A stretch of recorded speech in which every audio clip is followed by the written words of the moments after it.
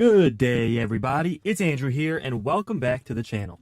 If you watched my previous video, you know that Nancy Pelosi approved the stimulus check package in the House, and now we're waiting to see what happens with it in the Senate. Tomorrow morning, I'm going to make a video detailing exactly what is in that stimulus package, whether or not it includes $1,400 stimulus checks, and what we expect Bernie Sanders to do in the Senate to make sure seniors are taken care of in this stimulus package. But for this video, we're going to cover an update from the White House. Jen Psaki held a press conference right after the stimulus check package was approved in the House, covering everything from what's included in the package, how it's going to affect Americans, and what they expect to happen next in the Senate to try and get the stimulus package fully approved. This is a huge update from the White House, guys. It's going to cover a lot, so make sure to watch and see exactly what Jen Psaki has to say. And again, tomorrow morning, I'm going to have a really detailed update on exactly what was included in that package that the House just passed. Now, for the last couple of months, Bernie Sanders has been trying to include a stimulus check for seniors, which could be as high as $1,400. President Biden acknowledged the stimulus check for seniors and said they're trying to include it, but it could be as low as $800. And if you know my opinion on it, you know I want the stimulus check to be $2,000. And honestly, it should be $2,000 per month until they permanently increase Social Security benefits and SSI and SSDI. But that's my opinion. You know that the purpose of my channel is to be a voice for seniors and be a voice for those who are disabled, to make sure that Congress fulfills its promise to increase benefits and approve stimulus checks for seniors. So with that said, guys, thank you so much for watching. Let's play this clip from Jen Psaki describing what is happening with the stimulus check package, the fact that it was approved in the House, and what they expect to happen next in the Senate. So let's take a look, see what Jen Psaki had to say, and let me know your thoughts in the comments below. Okay, a couple of items for you today. Not much going on around here, obviously. You've all seen the president's statement we issued this morning on the House passing his Build Back Better agenda for the middle class, which came just 3 weeks after the bipartisan infrastructure deal also passed. And since this came through today, I wanted to just highlight and note for the American people a couple of the big benefits that are in this package that we're looking forward to moving through the Senate. Today, families pay an average of $8,600 per year on pre-K. Under the president's plan, most of them will pay $0. The average family pays 13% of their income on child care. Under the president's plan, no middle-income family will pay more than 7% of their income. Two parents with one toddler earning $100,000 per year will save more than $5,000 per year.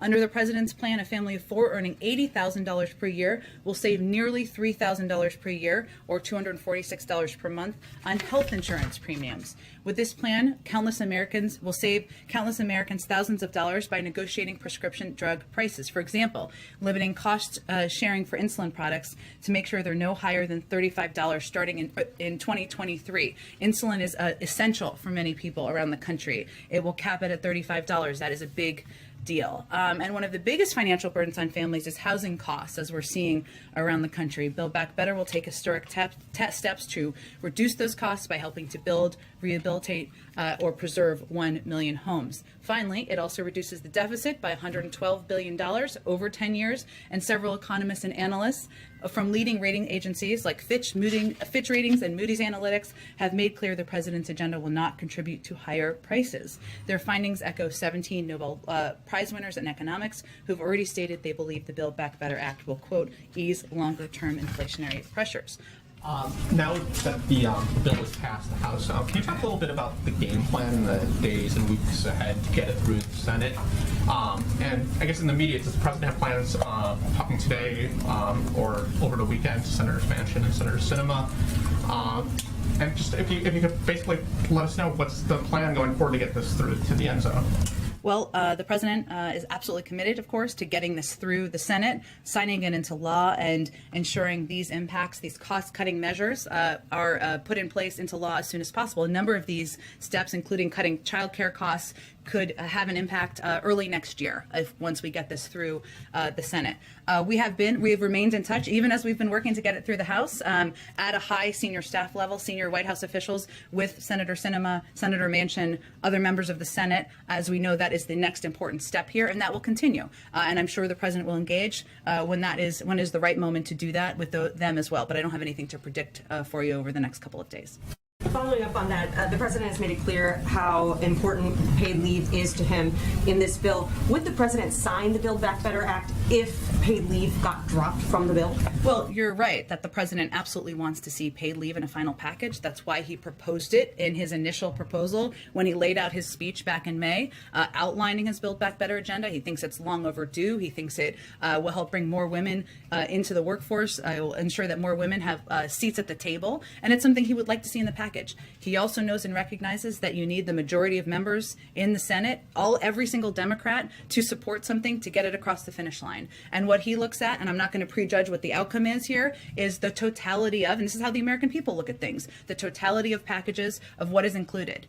This bill, no matter what, everybody supports universal pre-K, cutting the cost of childcare, a historic investment in addressing the climate crisis, making sure there's more housing units available, making sure elder care is less expensive. There are disagreements. Everybody knows that publicly, but he knows he's not going to get everything he wants in this package. If it's not in there, he'll continue to fight for it.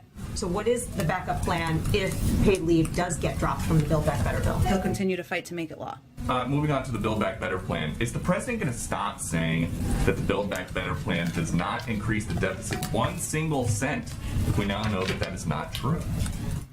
It is true, and I would note the several economists and experts out there. I think you're probably talking about the CBO score, Which Joe Biden himself in 2010 called the gold standard for Democrats and Republicans. Well, Peter, since we're all here to communicate with the public about accurate information, what I would just note is that one of the components that experts, Democrats and Republicans, including former heads of the CBO, have pointed to is that IRS enforcement is not something that there's a lot of experience in the CBO scoring. They still scored it, but is undervalued by the assessment of many economists and experts, including people who have been critical of us in the past, who estimate, including former Treasury secretaries of both parties, who estimate there will be significant savings, significantly higher than what is estimated currently. So our assessment and the assessment by many economists out there is that there will be savings over 10 years that will actually reduce the deficit.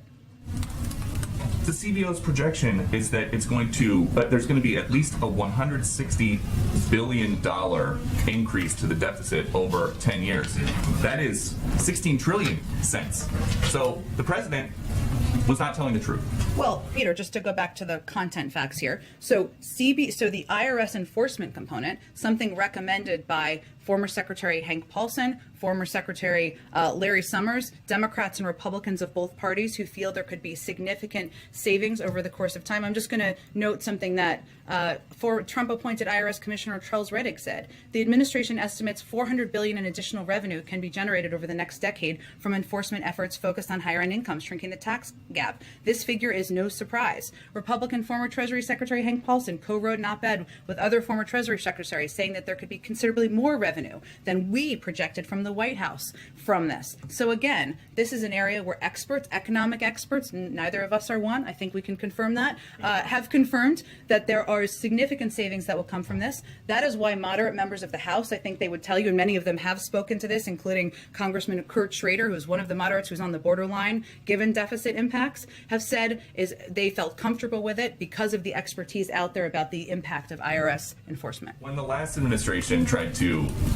say that the CBO was incorrect, you tweeted, watching Mulvaney try to walk away from a CBO score and explain the budget outline is awkward and uncomfortable to watch. So what is the difference between the Trump administration saying don't listen to the CBO and the Biden administration saying don't Actually, listen to the we've CBO? praised the overall work of the CBO on the Build Back Better Act repeatedly, and that's what we believe. But again, I would point to the fact that there isn't a great deal of history or experience in scoring IRS enforcement. That's something that economists across the board have noted. That's something that leaders on the Hill, Democrats and Republicans, have been briefed on for several months now, and that's why it wasn't really a surprise to them and why the vote in part moved forward. Go ahead, Kristen. How we're going to approach the next few weeks as well. So his bottom lines have not changed. He wants to lower costs for the American people, give them more breathing room, ease the burden on of areas like childcare, elder care, health care. Those are all components that are solidly in this package, and he won't raise taxes on people making less than $400,000 a year. So those are his continued bottom line.